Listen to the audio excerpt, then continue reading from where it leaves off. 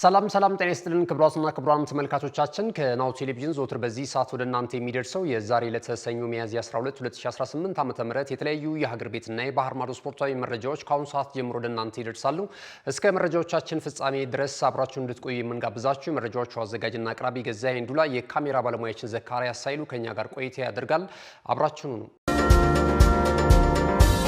ወደ ቀዳሚው የሀገር ቤት ስፖርታዊ መረጃችን ስናልፍ የኢትዮጵያ ከ17 ዓመት በታች ሴት ብሔራዊ ቡድንን የተመለከተውን መረጃ ነው ቀዳሚ የምናደርገው። የኢትዮጵያ ከ17 ዓመት በታች ሴት ብሔራዊ ቡድን እንግዲህ በአሰልጣኝ ራውዳ አሊ የተመራ የመጀመሪያ የአፍሪካ ዋንጫ ማጣሪያ ጨዋታውን በደርሶ መልስ ድምር ውጤት በማሸነፍ ቀጣይ ጨዋታውን የሚጠብቅ ነው የሚሆነው። የመጀመሪያውን ጨዋታ ወደ ሱዳን አቅንቶ አከናውኖ ነበረ። 2-0 በሆነ ውጤት አሸንፎ መመለሱ የሚታወስ ነው።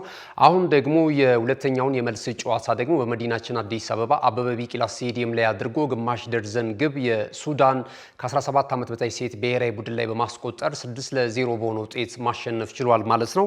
በድምር ውጤትም 8-0 በማሸነፍ እንግዲህ ወደ ቀጣዩ ዙር ያለፈበትን ውጤት ማስመዝገብ ችሏል። ታዳጊዎቹ ሉሲዎች እጅግ በጣም አስደናቂ ብቃት ባሳዩበት ጨዋታ በርከት ያሉ ደጋፊዎች በስቴዲየም ተገኝተው እንስት እግር ኳሰኞቹን እንደዚሁ አበረታቷል። በጨዋታው ጅማሩ እንግዲህ 7ኛው ደቂቃ ላይ ነው የኢትዮጵያ ከ17 ዓመት በታች ሴት ብሔራዊ ቡድን የመጀመሪያውን ጎል የፈጀበት ደቂቃ ማለት ነው። ሲሪያ ተሾመ 7ኛው ደቂቃ ላይ ጎል አስቆጥራለች። በዚህ እንቅስቃሴ ላይ እጅግ በጣም አበረታች እንቅስቃሴ ማድረግ የቻለችው ምህረት አየለ ናት። ምህረት አየለ 3 ግቦችን በጨዋታው ላይ ከመረብ በማሳረፍ ሃትሪክ መስራት ችላለች። 44ኛው የመጀመሪያው ግማሽ 45 ከመጠናቀቁ በፊት 44ኛው ደቂቃ ላይ ከዛም በኋላ ደግሞ እንደዚሁ በከረፍት በኋላ 2 ግቦችን 52ኛውና 72ኛው ደቂቃ ላይ ከታትላይ ጎል አስቆጥራለች። በዚህም እንግዲህ 3 ጎል ከመረብ አሳርፋለች ማለት ነው።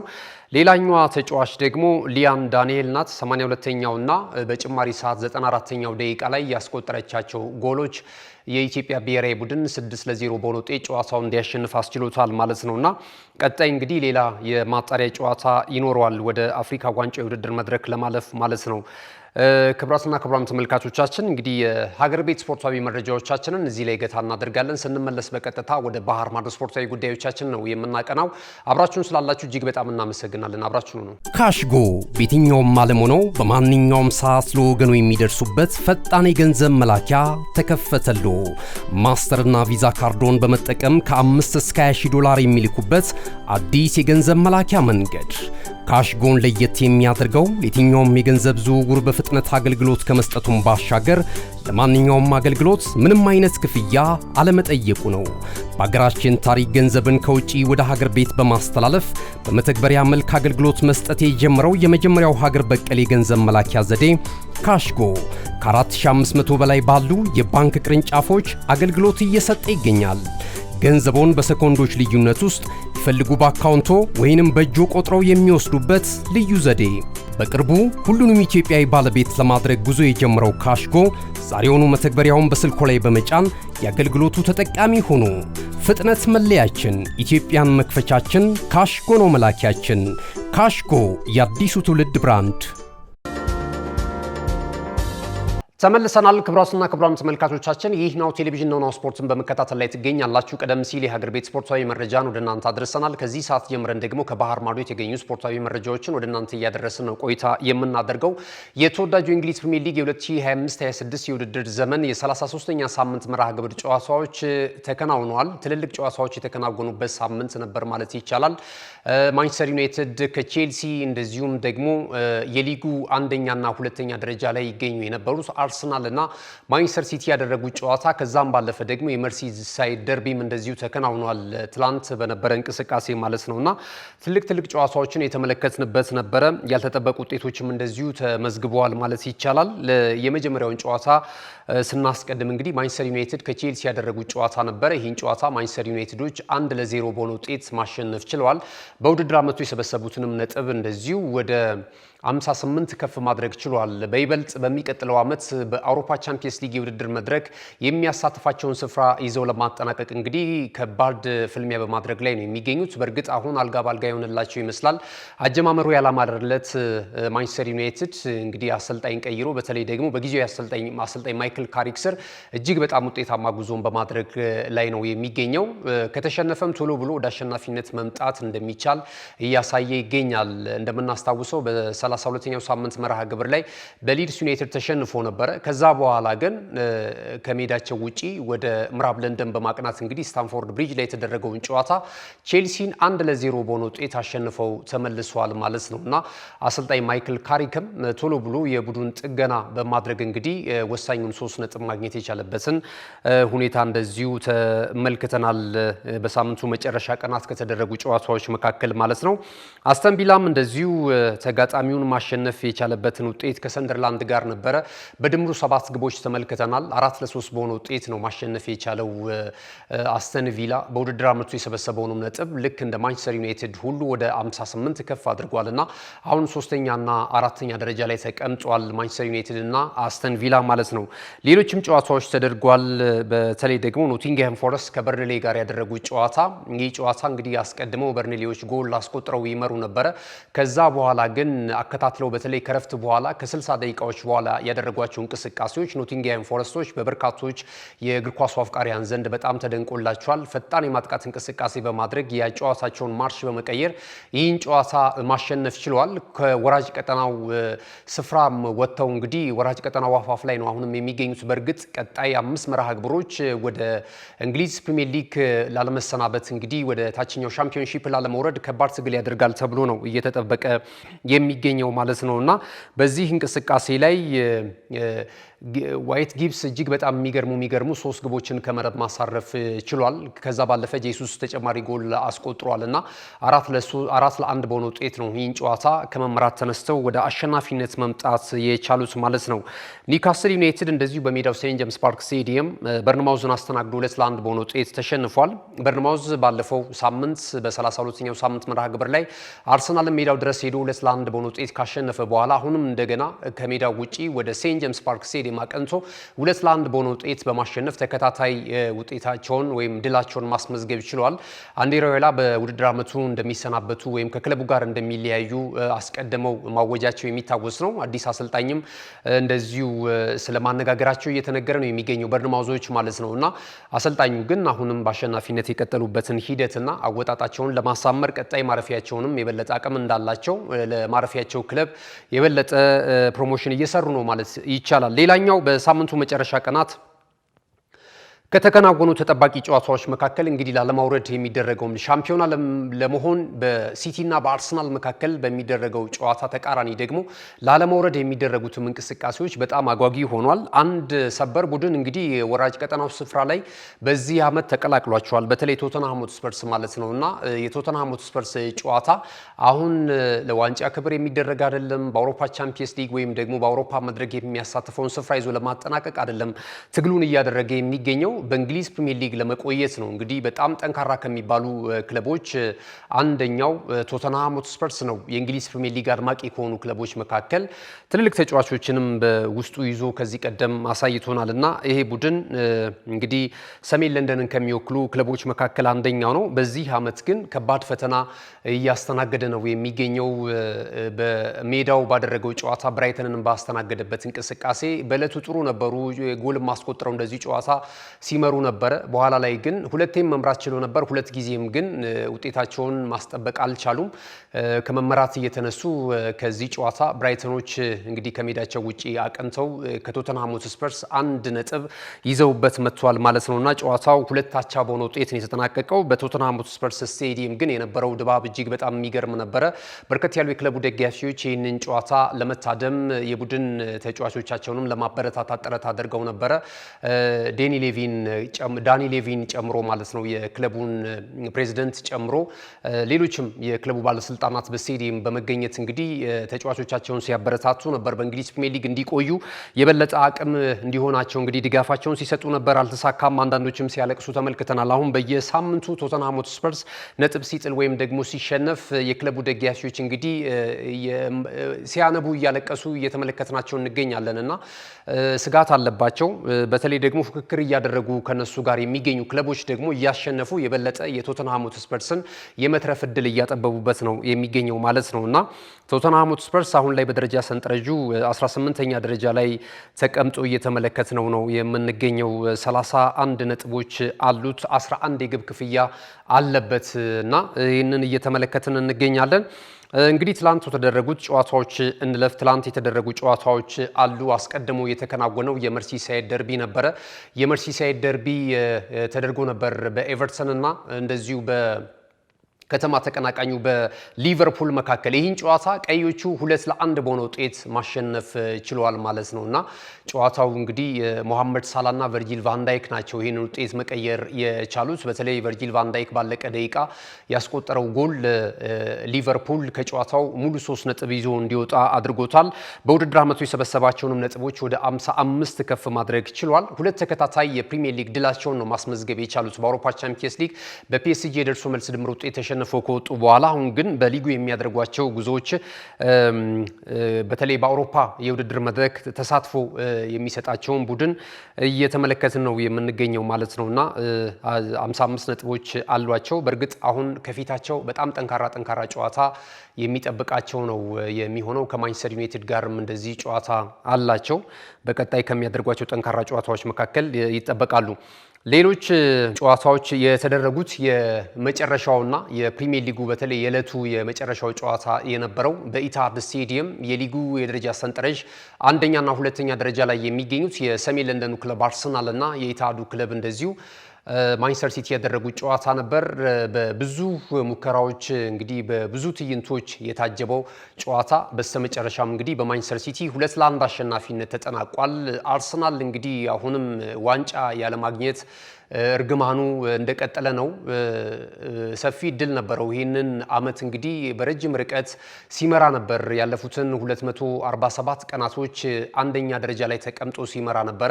ማንቸስተር ሲቲ ግን ትላንት ደግሞ ድል ማድረጉን ተከትሎ እንግዲህ የበለጠ ለዋንጫ ክብሩ ዋንጫውን ለማንሳት የበለጠ እድሉን ያሰፋበትን ውጤት ነበር ማስመዝገብ የቻለው። ትላንት ግን በጨዋታው እንቅስቃሴ ላይ የአርሰናል ደጋፊዎች በጨዋታው እንቅስቃሴ በጣም ተደስተዋል። ነገር ግን ያው መጨረሻ ላይ ውጤት ነው የሚፈለገው። በተለይ ደግሞ በእንደዚህ አይነት ሁኔታ ላይ ማለት ነው።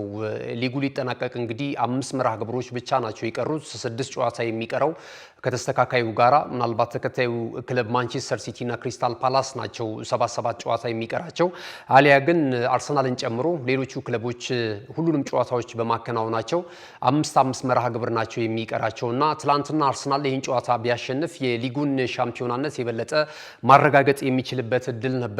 የግቡ ቋሚ በተከታታይ እንቅስቃሴ ላይ እንደዚሁ ጎል እንዳያገቡ ሲከላከላቸው እንደነበረ ተመልክተናል። የነ ገብርኤል ማጋሌጅን ከዛም ባለፈ ኤቤሬቺ ኤዜም ወደ ጎል የመታት ኳስ የግቡ ቋሚ መልሷት ወጥታለች እና ትላንት ብቻ አርሰናል እድለኛ ነበር ለማለት አይቻልም። ማንቸስተር ሲቲ ደግሞ በአግባቡ የሚገኘውን አጋጣሚ በመጠቀም እንግዲህ ወሳኙን 3 ነጥብ በሜዳው ማሳካት ችሏል እና አሁን እንግዲህ የሁለቱ ክለቦች ቀጣይ ጨዋታዎች እጅግ በጣም አጓጊ ናቸው። በተለይ የአሰልጣኝ ፔፕ ጋርዲዮላው ክለብ ማንቸስተር ሲቲ ከነገ በስቲያ ወደ ተርፍ ሙር በማቅናት አዲስ አዳጊውን ክለብ እና ወራጅ ቀጠናው ስፍራ ላይ የሚገኘውን በርንሌን የሚገጥም ነው የሚሆነው። በዚህ ጨዋታ ላይ ከአንድ ጎል በላይ ማስቆጠር ከቻለና አሸናፊ የሚሆን ከሆነ እንግዲህ የጎል ልዩነቱን ወይም ደግሞ ከ210 ቀናት በኋላ ማንቸስተር ሲቲ መሪ መሆን ይችላል። የደረጃ ሰንጠረዡ ላይ ካናት መቀመጥ የሚችልበትን ውጤት ወይም ደግሞ እኩል የሚሆንበትን ውጤት በጎል ግን የሚሻልበትን ውጤት ማስመዝገብ ይችላል ማለት ነው። ነጥቡን 70 ያደርሳል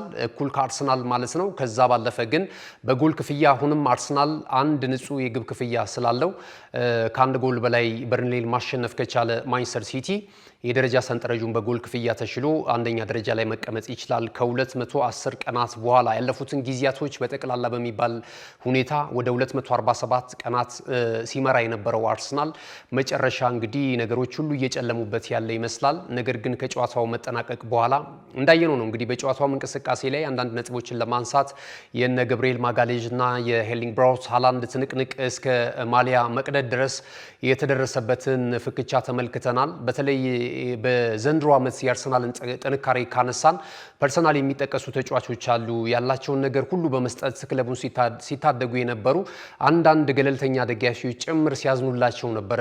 የነ ገብርኤል ማጋሌዥ፣ ዳቪድ ራያን፣ ዊሊያም ሳሊባን የመሳሰሉ በጣም በቃ ያላቸውን ነገር ለክለቡና ለቡድኑ በመስጠት ጥንካሬያቸውን ማሳየት ችለው ነበር። ነገር ግን አንዳንድ ከዚህ ቀደም በተደረጉ ጨዋታዎች በተለይ አርሰናል ካለፉት 6 ጨዋታዎች እንግዲህ ማሸነፍ የቻለው ባንዱ ብቻ ነበረ።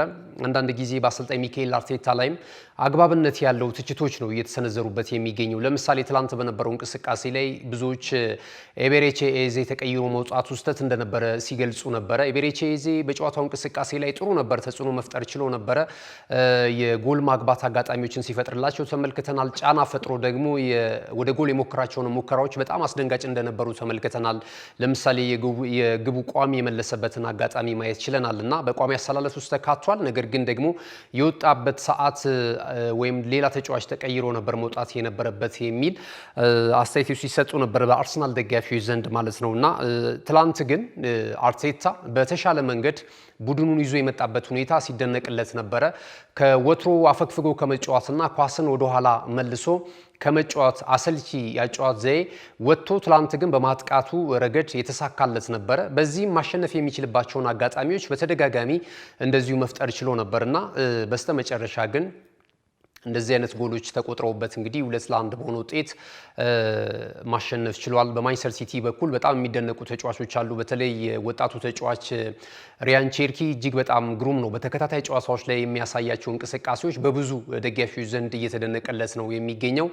የቡድኑም የጨዋታ ልዩነት ፈጣሪ እየሆነ ነው የሚገኘው። ገና ደግሞ ፕሪሚየር ሊጉን ሲላመድ ያው ከፈረንሳይ ሊጓን እንደመጣ ይታወቃል። ከኦሎምፒክ ደ ማርሴይ ማለት ነውና ይቅርታ ከኦሎምፒክ ሊዮን እንደመጣ ይታወቃልና ይሄ ተጫዋች ወደዚህ ቡድን ከተቀላቀለ በኋላ በተለይ በቅርብ ጨዋታዎች ላይ ተጽዕኖ ፈጣሪና እጅግ በጣም የሚገርም ክህሎት እንዳለው እያሳየ ይገኛልና በቀጣይ በእንግሊዝ ፕሪሚየር ሊግ ላይ ምናልባት አውትሻይን አድርገው መውጣት ከሚችሉ ድንቅ ተጫዋቾች መካከል አንደኛው ሊሆን የሚችልበትን እድል ሲያስመለክት ነበረ። በዚህም ጨዋታ ላይ ጎል ማስቆጠር ችሏል። የጎል አስተዋጽኦም በአንዳንድ እንቅስቃሴዎች ላይ እንደዚሁ ለማድረግ ጥረት ሲያደርግ ተመልክተነዋል ማለት ነው። እንግዲህ በአጠቃላይ ትላንት የነበረው ጨዋታ ይሄ ነው። ከጨዋታው መጠናቀቅ በኋላ እንግዲህ ማንቸስተር ሲቲ ነጥቡን ወደ 67 ከፍ ማድረግ ችሏል ማለት ነው። የሁለቱም ክለብ አሰልጣኞች አስተያየት ሰጥቷል፣ በተለይ ጨዋታውን አስመልክተው ማለት ነው። አሰልጣኝ ሚካኤል አርቴታ አሁንም ሙሉ እምነት አለኝ፣ እመኑኝ የእንግሊዝ ፕሪሚየር ሊግን የዋንጫ ክብር አርሰናል ያሳካል ከ22 ዓመታት በኋላ የቀሩትን ጨዋታዎች እናሸንፋለን ብሏል። ከሌላኛው ደግሞ አሰልጣኝ እንደዚሁ ሀሳቡን የገለጸው አሰልጣኝ ፔፕ ጋርዲዮላ ነው። ጋርዲዮላ እንግዲህ አሁንም በሳይኮሎጂ ማለት በስነ ልቦናው ረገድ የአርሰናልን ቡድን እጅግ በጣም ሲያካክብ ነው የምናየው። በደንብ ከፍ ከፍ ያደርጋቸዋል። ሜዳ ላይ ደግሞ በሚኖረው ጨዋታ ላይ ነጥብ ሲወስድባቸው እንመለከታለን እና እንደ ልጅ እያታለለ እጅግ በጣም ጠንካራ ናቸው እያለ ነው አስተያየት የሚሰጠው። ነገር ግን ደግሞ ሜዳ ላይ የሚታየው ነገር የአርሰናልን ደጋፊዎች የሚያስደስት አይደለም። ውጤቱም በአብዛኛው የሚያጋድለው ወደ ሲቲ ነው። እንግዲህ እንግሊዝ ሊግ ካፕን የዋንጫ ክብርም ጨዋታው ከመደረጉ በፊት አርሰናልን መቅጠም በጣም ከባድ ነው ሲል ነበረ። ከባድ እንዳልሆነ ግን 2-0 በሆነ ውጤት አሸንፎ ዋንጫ ሲቀማው ተመልክተናል። ትላንት ምሽትም ያደረጉት ይሄንኑ ነው። 2-1 በሆነ ውጤት በማሸነፍ እንግዲህ ከአሰልጣኝ ፔፕ ጋርዲዮላው ከአሰልጣኝ ሚካኤል አርቴታው ቡድን የራሱ የፔፕ ጋርዲዮላ ቡድን የተሻለ መሆኑን በውጤት ረገድ ተመልክተናል ማለት ነው እና አንዳንድ ጊዜ እንግዲህ አእምሯዊ ጨዋታ በመጫወት በልምድ የተሻለ መሆኑን አሰልጣኝ ፔፕ ጋርዲዮላ እያሳየ ነው የሚገኘው። ሜዳ ላይ በሚገኘው ውጤት ግን የሲቲን የበላይነት እየተመለከትን እንገኛለን። አርሰናል በእርግጥ ያዝረከረካቸው ነጥቦች በስተመጨረሻም መስዋዕትነት እያስከፈሉት ይገኛሉ። እንግዲህ ለ20 በላይ ዓመታት እጅግ በጣም ሲናፍቀው የነበረውን የዋንጫ ክብር አሁንም ደጋፊው አጣብቂኝ ውስጥ ገብቷልና ደጋፊው እጅግ በጣም የሚያሳዝን ነው። ያለፉትን ዘለግ ያሉ ዓመታቶች ተስፋ ባለመቁረጥ የአርሰናልን ሲደግፍ ነበረ። ዘንድሮም እንግዲህ ተመሳሳይ ነገር ሊፈጸምበት ከጫፍ የደረሰ ይመስላል። በእርግጥ አርሰናል አሁንም አንድ እድል አለው። አንደኛው እድሉ ምንድነው? ከጨዋታ መሸናነፍ ከማሸነፍ ባለፈ የራሱ መዳፍ ላይ ያለ እድሉ ብቸኛው ተጋጣሚዎቹ 5 ናቸው። ከዚህ በኋላ እነዚህ 5 ቡድኖች ላይ የጎል ልዩነቱን የሚያሸንፍበትን የጎል ልዩነት በዛ ማድረግና ከማንቸስተር ሲቲ የጎል ክፍያ መሻል ነው። በነጥብ ቢስተካከሉ እንኳን በጎል ክፍያ በስተመጨረሻ የዋንጫ ክብሩን ማሳካት ይችላልና አንደኛውና ብቸኛው እድሉ ተጋጣሚዎቹን 5ቱንም ቡድኖች የሚያሸንፍበት መንገድ ከሲቲ በተሻለ የጎል ልዩነት ማሸነፍ ከቻለ በነጥብ እንኳን እኩል ቢሆኑ በጎል ክፍያ በልጦ ከ22 ዓመታት በኋላ የሊጉን የዋንጫ ክብር ማሳካት ይችላል። ይሄና ይሄ ብቻ ነው። ከዛ ባለፈ ደግሞ ማንቸስተር ሲቲ በሚቀሩት ተጋጣሚ ቡድኖች ላይ እንግዲህ ሽንፈት እንዲያጋጥመው ነጥብ እንዲጥል ሌላኛው አማራጩ ነው የሚሆነው። ከዚህ በኋላ ግን የሚሆን አይመስልም። ብዙ ጊዜ በወራ ሚያዝያ ማንቸስተር ሲቲ የሚያደርጋቸውን ጨዋታ በተለይ በአሰልጣኝ ፔፕ ጋርዲዮላ ስር እጅግ በጣም የተሳካ ነው የሚሆነውና አፈጻጸሙ ሁልጊዜም የሚያምርለት ፔፕ ጋርዲዮላ ነው። በቀጣይ እንግዲህ የትኛው አሰልጣኝ ይህንን ነገር ማሳካት ይችላል የሚለው ነገር የሚጠበቅ ነው የሚሆነው። ዴክላን ራይስ እና እንደዚሁ ማርቲን ኦዲጋርድ አስተያየት ሰጥቷል ከጨዋታው መጠናቀቅ በኋላ። አሁንም የሻምፒዮናው ክለብ አልለየም፣ እጃችን ላይ ነው የሚገኘው እድሉና በቀጣይ እንጠቀምበታለን፣ የሊጉንም የዋንጫ ክብር እናሳካለን የሚሉ አስተያየቶች እየሰጡ ነው የሚገኙት። እናንተ እዚህ ላይ ምን ትላላችሁ? አሁንስ ዋንጫው ወዴት የሚያጋድል ይመስላችኋል? ወዴት የሚያመራ ይመስላችኋል? ወደ አሰልጣኝ ፔፕ ጋርዲዮላው ቡድን ማንቸስተር ሲቲ ወይስ ደግሞ ወደ አሰልጣኝ ሚካኤል አርቴታው ቡድን አርሰናል? እስኪ ሀሳብ አስተያየታችሁን ግለጹልን። በትላንቱስ ጨዋታ ላይ የተሻለ እንቅስቃሴ ማድረግ የቻለው የትኛው ተጫዋች ነው? ከሁለቱም ክለቦች የእናንተ ማን ኦፍ ዘ ማች ማን ነበር? እስኪ ሀሳባችሁን እንድትገልጹልን ትችላላችሁ። ትላንትስ አርሰናል ውጤት ያልቀናው በምን አይነት ስህተት ነው? አሰልጣኝ ሚካኤል አርቴታ የቀየራቸው ቅያሪዎች ናቸው ወይስ ደግሞ በተጫዋቾች ግላዊው ድክመት ነው? እስኪ ሀሳብ አስተያየታችሁን እዚህ ላይ ልታደርሱን ትችላላችሁ። ክቡራትና ክቡራን ተመልካቾቻችን ካለን ሰዓት አንጻር እንግዲህ የመረጃ ሰዓታችንን እዚህ ላይ እናጠናቅቃለን። አብራችሁን ስለነበራችሁ እጅግ በጣም እናመሰግናለን። መልካም ጊዜ ይሁንላችሁ።